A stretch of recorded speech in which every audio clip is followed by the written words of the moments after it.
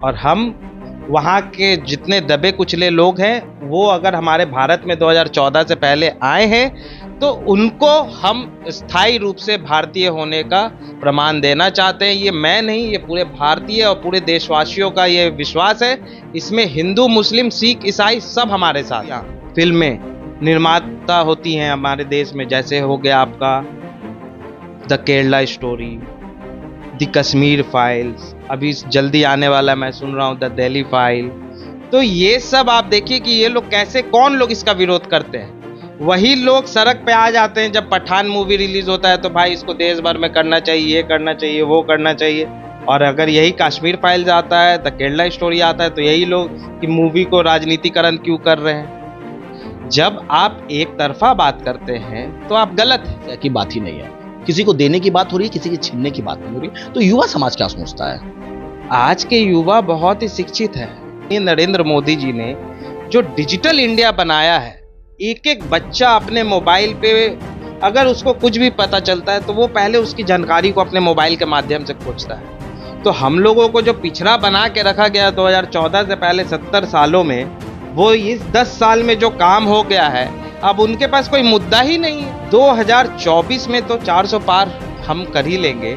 हम लोग कभी भी दोस्त, जात, धर्म देख के नहीं। में रहने वाले जितने नागरिक भारत में हैं उनसे इस बारे में कोई जिक्र नहीं है। जो कुछ शरणार्थी लोग हैं हमारे, जो पाकिस्तान से, अफगानिस्तान से और बांग्लादेश से आए हैं, हम उनको यहाँ पे घर बना के देना चाहते हैं। इसमें किसी को कोई दोमत नहीं है और ना होना चाहिए। और नमस्कार, स्वागत है शौर्य भारत पे और मैं हूं आपके साथ अमित खत्री। सीए को लेकर पूरे देश में हो हल्ला मचा है। तमाम विरोधियां पार्टियां बीजेपी पे हमलावर है और कह रही है कि इस कानून को वापस ले, क्योंकि इस कानून आने से कहीं ना कहीं ध्रुवीकरण होने जा रहा है 2024 का चुनाव। ऐसे में हमारे साथ मौजूद है कि युवा नेता हैं, युवा समाज सेवी हैं, युवाओं की बात रखते हैं, हर समय अपनी बात से लोगों का ध्यान आकर्षित करते हैं, ऋषु चौधरी। आइए इनसे भी जानने की कोशिश करते हैं सीए से क्या कुछ फायदा है, क्या कुछ नुकसान है, कितना नफा और कितना नुकसान किसको होने जा रहा है सीए कानून आने से। जैसा कि माननीय गृह मंत्री अमित शाह ने साफ कहा है, सीएए आने से किसी भी मुसलमान समुदाय के लोगों को कोई प्रभाव नहीं पड़ता। यह कानून किसी की नागरिकता देने की बात है, ना कि किसी की नागरिकता छीनने की बात हो रही है। तो ऐसे में हमारे साथ मौजूद हैं ऋषु चौधरी जी। आइए हम उनसे बात करते हैं। सर स्वागत है। नमस्ते, जय श्री राम।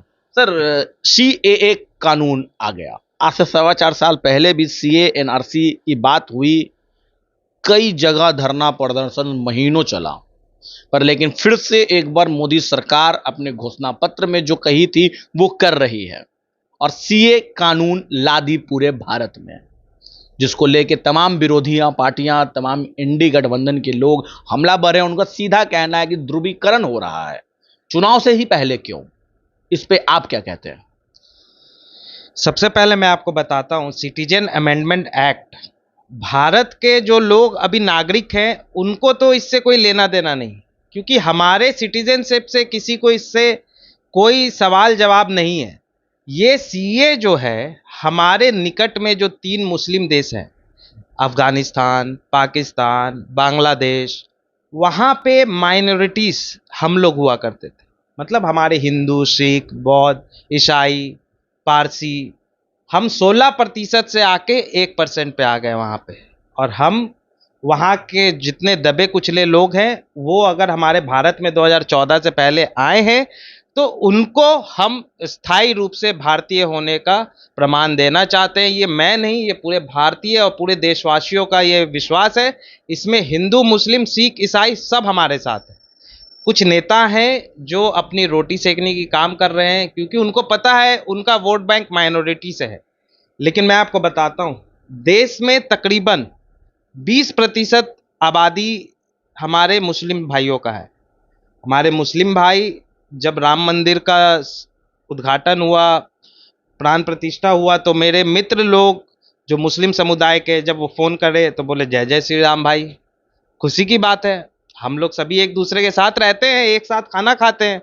अब जो बच्चे स्कूल में पढ़ते हैं उनको जाति धर्म से तो मतलब होना भी नहीं चाहिए। उनका सिर्फ एक ही धर्म है, शिक्षा और शिक्षा के प्रति उनको संवेदन होना चाहिए। पर लेकिन जामिया यूनिवर्सिटी में अभी कुछ ही दिन पहले जैसे सीए आया, विरोध प्रदर्शन किया जा रहा है, सीए डाउन की नारे लगाए जा रहे हैं। वो भी तो यूनिवर्सिटी है, वहां भी पढ़े लिखे लोग हैं, इन बच्चे हैं, छात्र हैं। आखिर ऐसा क्यों? मैं आपको बताता हूँ, छात्र हम सभी जो हैं, हम भी, मैंने पढ़ाई किया बेंगलोर से, उससे पहले मैं पटना में रहा, रांची में पढ़ाई किया, फिर बेंगलोर में पढ़ाई किया, बेंगलोर में सेटल्ड हूँ अच्छे से। तो जो छात्र हैं उनको एक नेगेटिव किरदार एक दिखाया गया है। इसी कारण अगर आप देखें तो जितनी भी अच्छी अच्छी मूवियाँ, फिल्में निर्माता होती हैं हमारे देश में, जैसे हो गया आपका the Kerala story, the Kashmir files, अभी जल्दी आने वाला मैं सुन रहा हूँ द दिल्ली फाइल। तो ये सब आप देखिए कि ये लोग कैसे, कौन लोग इसका विरोध करते हैं? वही लोग सड़क पे आ जाते हैं जब पठान मूवी रिलीज होता है, तो भाई इसको देश भर में करना चाहिए, ये करना चाहिए, वो करना चाहिए। और अगर यही कश्मीर फाइल्स आता है, द केरला स्टोरी आता है, तो यही लोग कि मूवी को राजनीतिकरण क्यों कर रहे हैं। जब आप एक तरफा बात करते हैं तो आप गलत हैं। आप सबको साथ लेके बात करें तो वो सही है। केरला में जो हुआ, द केरला स्टोरी के माध्यम से जो दिखाया गया हम सभी को, वो सच में बहुत भयानक है। हमारे बहुत से मित्र हैं केरला के। इसका कारण क्या है कि मूल केरला वासी सबसे ज़्यादा गल्फ कंट्रीज में जाके सेटल हो गए। इस कारण वहाँ के मेन जो घर में घर चलाने वाले मेल्स हैं, वो या तो इंडिया के विभिन्न हिस्सों में बटे हैं या फिर हमारे देश से बाहर गल्फ सिटीज़ में जाके सेटल हो गए हैं। इस कारण वहाँ पे दूसरे समुदाय के लोग आ रहे हैं बाहर से, रोहिंग्या क्या क्या लोग। मैं आपको बताता हूँ, मैं बेंगलोर में रहता हूँ, मेरे घर पे खाना बनाने, पोछा करने, झाड़ू करने लोग आते हैं। सोसाइटी है, एक गेटेड सोसाइटी है, कम से कम नहीं भी तो 1000 मेड कुक है, उसमें से मेरे को लगता है आधा से ज़्यादा लोग बांग्लादेशी हैं। और मैं इस चीज़ का विरोध इसलिए नहीं करता हूँ क्योंकि जब तक भारत सरकार इस चीज़ पे एक्शन नहीं ले सकती है, मेरा कोई अधिकार नहीं है। हम सरकार को अपने बातों को सरकार तक पहुंचा सकते हैं ताकि हर किसी को सुरक्षा मिले, हर किसी को रोजगार मिले। हमारे देशवासियों का जो हक है वो हमारे देशवासियों को ही मिलना चाहिए। हर किसी को चाहिए कि मेरे भारत में रहने वाला एक एक बच्चा इस धरती भूमि का वीर योद्धा है और वो अपने कर्तव्यों से देश को महान बनाना चाहता पर है। लेकिन अभी तो सीएए आने के बाद से तमाम विरोधियां पार्टियां ध्रुवीकरण की बात कर रही है कि बीजेपी कहीं ना कहीं हिंदू मुस्लिम करके चुनाव में वोट लेना चाह रही है। पहला तो ये, और दूसरा कहना था कि सीए आने से किसी मुसलमानों को कोई समस्या होने जा रही है, जबकि अमित शाह जी ने साफ कहा है कि इसे किसी तरह की, किसी प्रकार के मुसलमानों को कोई दिक्कत और समस्या की बात ही नहीं है। किसी को देने की बात हो रही है, किसी की छीनने की बात नहीं हो रही। तो युवा समाज क्या सोचता है? आज के युवा बहुत ही शिक्षित है। ये नरेंद्र मोदी जी ने जो डिजिटल इंडिया बनाया है, एक एक बच्चा अपने मोबाइल पे, अगर उसको कुछ भी पता चलता है तो वो पहले उसकी जानकारी को अपने मोबाइल के माध्यम से खोजता है। तो हम लोगों को जो पिछड़ा बना के रखा गया 2014 से पहले 70 सालों में, वो इस 10 साल में जो काम हो गया है, अब उनके पास कोई मुद्दा ही नहीं है। हिंदू मुस्लिम यही करते हैं। और मैं पहले भी आपको बोला हूँ अमित जी कि भारत में, हिंदुस्तान में रहने वाला हर एक इंसान हिंदू है।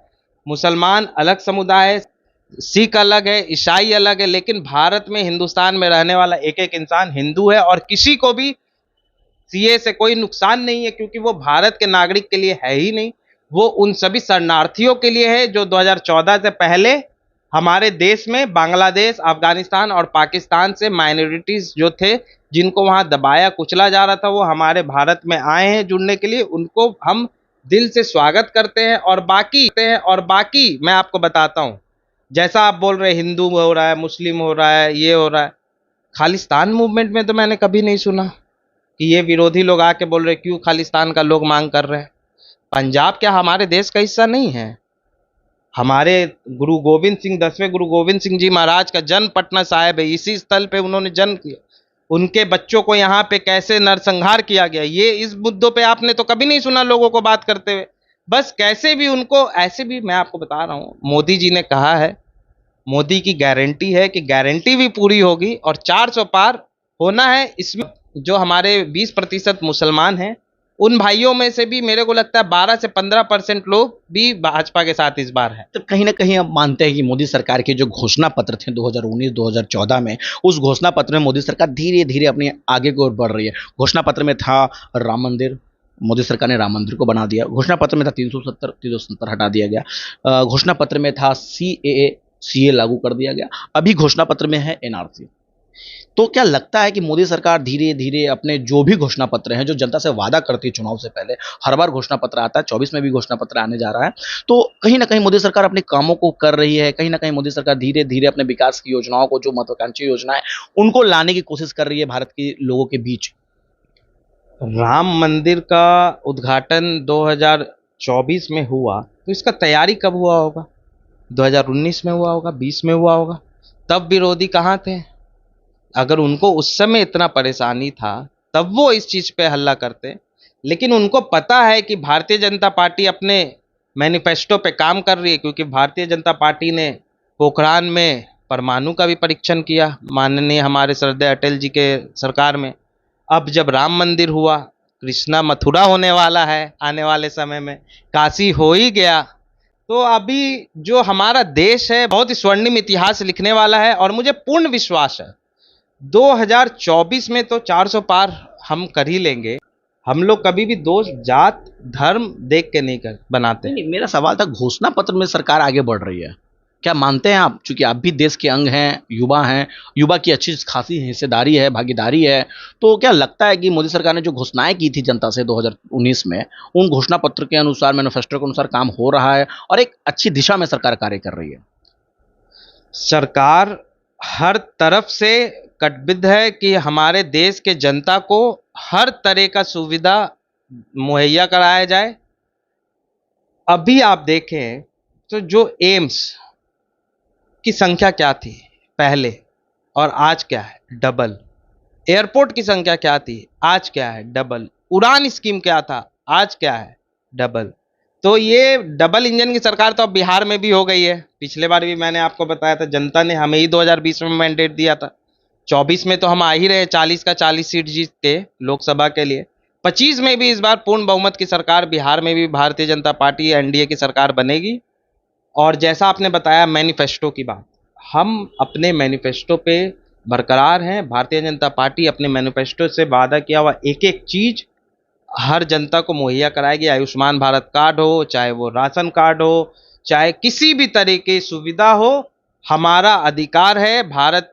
और अगर कोई काम सही से नहीं होता है तो हम उस चीज के लिए भी अपने सरकार से आवाज उठा के काम कराने का वो करते हैं। चलते चलते फिर से सीए सबसे बड़ा मुद्दा अभी चल रहा है पूरे भारत में, तो क्या कहते हैं, सीए से किसी को डरने की कोई बात नहीं ना है? कोई डर किस बात का? मैं आपको पहले ही बोल दिया कि भारत में रहने वाले जितने नागरिक भारत में हैं उनसे इस बारे में कोई जिक्र नहीं है। जो कुछ शरणार्थी लोग हैं हमारे, जो पाकिस्तान से, अफगानिस्तान से और बांग्लादेश से आए हैं, हम उनको यहाँ पे घर बना के देना चाहते हैं। इसमें किसी को कोई दो मत नहीं है और ना होना चाहिए, क्योंकि भारत के एक एक लोगों को हम सुरक्षित दे रहे हैं। और यहाँ पे सीए का कोई भी भारतीय नागरिक से कोई तालमेल है ही नहीं, क्योंकि ये पूरे हमारे शरणार्थियों के लिए ये स्पेशल प्रावधान किया गया है। आप समझिए, मुसलमान के लिए 50 देश, हिंदू के लिए एक देश और दूसरा नेपाल, क्रिश्चियन के लिए अनेक देश। तो हमारे हिंदू भाई जो माइनॉरिटीज में हैं, अब हिंदू जो हमारे पूर्वज के रहे, जब वो 1947 में जब बंटवारा हुआ, हम 16% थे पाकिस्तान में, अब हम 1% पे आ गए। इसका क्या कारण रहा? हम यहाँ पे सेकुलर इंडिया है, हम लोग यहाँ पे भाईचारा। आप देखिए, आप तो यहाँ पे हमेशा आते रहते हैं पटना सिटी में, यहाँ पे आप देखिए हिंदू मुस्लिम सिख ईसाई सब कितने अच्छे से मिलकर व्यापार करते हैं। सब एक दूसरे से इंटरलिंक्ड है। कोई किसी का कोई कारीगर है, कोई किसी का स्टाफ कर रहा है, कोई किसी का मालिक है, ऐसे यहाँ पे काम चल रहा है। हर किसी का परिवार एक दूसरे से चल रहा है। माता रानी का दुपट्टा है, चुंदरी है, सिलने वाले हमारे मुस्लिम भाई बहन हैं। जितने भी फोटो फ्रेम की यहाँ काम होती है, शीशा कटने का काम होता है, मैं देखता हूँ हमारे मुस्लिम भाई लोग उसको करते हैं। और जब भी आप छठ, हमारा सबसे महापर्व छठ, दर्जी लोग जो हैं, दर्जी भाई हमारे बहन, वो लोग आप देखिए जब छठ पूजा का काम होता है तो वो लोग अपना खुद से, उनका श्रद्धा है, वो हमारा श्रद्धा नहीं है, उनका श्रद्धा है। कि वो लोग अपना सारा यंत्र को, सारा मशीन को धो के गंगा जल से वाश करके अच्छे से उसका बोलते कि अब छठी मैया का सेवा करने का समय आ गया। तो ये जो कुछ नेता हैं, उनको पता है उनको सिर्फ मुस्लिम वोट चाहिए, उसके सिवा कुछ हो नहीं सकता है, क्योंकि उनको दबाया गया। आप देखिए जितने भी पढ़े लिखे मुसलमान हैं, मेरे बहुत से मित्र, अब वो किसी भी पार्टी को सपोर्ट करे, वो उनका अपना वो है, लेकिन देश के प्रति उनको बहुत सम्मान है। क्यों? क्योंकि उनको पता है ये मेरा देश है, ये हमारा देश है, ये हम सभी का देश है। तो ये थे हमारे साथ ऋषु चौधरी, बेबाकी से अपनी बातों को रखते हैं, हर मुद्दों पे गंभीरता पूर्वक अपनी बात रखते हैं। तो इस बार भी उन्होंने सीएए पे अपनी बातों को रखा और साफ कहा कि ये सीएए किसी की नागरिकता छीनने की बात नहीं है, हर लोगों को नागरिकता देने की बात है। वैसे लोग जो सताए हैं, वैसे बेघर लोगों को नागरिकता देने की बात हो रही है भारत में, और क्यों ना दें, जाहिर सी बात है। मुसलमानों के लिए 56 कंट्री और हिंदुओं के लिए भारत और नेपाल। तो ऐसे में बड़ा दिल होकर जब भारत आगे आया है और उन लोगों को नागरिकता दी जा रही है, तो किसी को पेट में दर्द क्यों हो रहा है? तो कहीं खुशी है और कहीं विरोध है। बने रहें शौर्य न्यूज के साथ, मैं हूं आपके साथ अमित खत्री। अब तक आप हमारे चैनल को सब्सक्राइब शेयर नहीं किया तो जरूर करें और अपना बेहद स्वास्थ्य का ख्याल जरूर रखें। के उज्जवल भविष्य के लिए एक प्रयास है यूसी मैथ्स। यूसी मैथ्स बच्चों के बेसिक स्किल्स को शार्पन करने में काम कर रहा है। UC maths is a abacus based whole brain development program जो 5 से 13 साल के बच्चों के लिए है।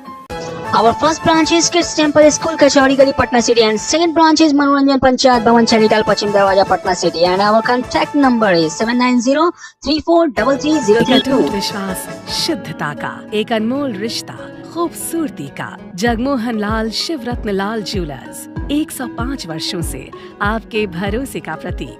गोल्ड और डायमंड के अति सुंदर मन लुभावन गहनों के साथ हमारे यहाँ है हैंडक्राफ्टेड ज्वेलरी, सिल्वर ज्वेलरी एवं स्टोन्स की संपूर्ण range. Complete hallmark jewellery showroom. खुल के मनाइए खुशियाँ जगमोहन लाल शिवरत्न लाल ज्वेलर्स के साथ, पटना सिटी चौक, पटना।